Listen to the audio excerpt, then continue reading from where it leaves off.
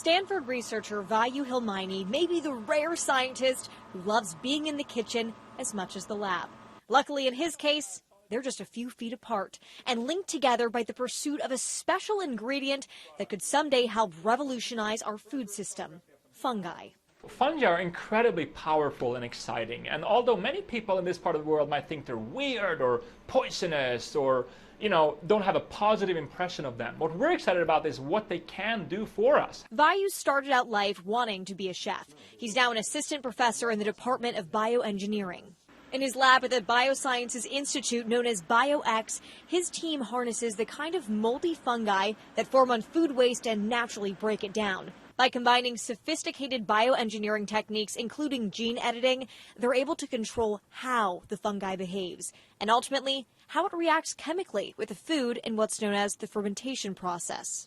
Just think of turning grapes into wine with yeast, also a fungi. But here, the goal of fermentation is to transform the flavor, the texture, even the appearance of leftover food waste, creating a completely different edible dish.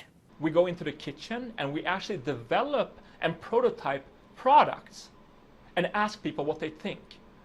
How does it taste? How does it smell? What do you feel? And that kind of informs us then in the lab of what we should discover and what we should engineer. Back in the kitchen, Vayu and fellow researcher Alessandra Massa showed us some of their edible upcycling, like soy milk waste from a local tofu producer turned into a cheese.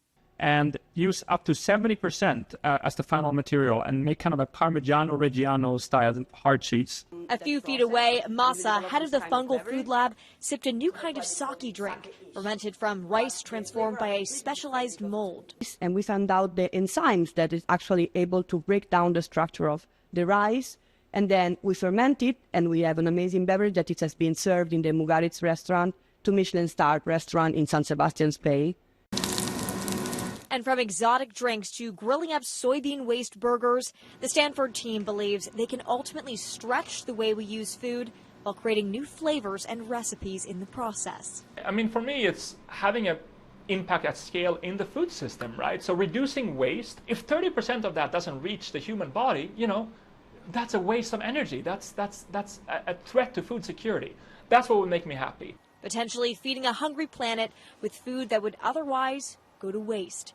At Stanford, Liz Biro, ABC 7 Eyewitness News.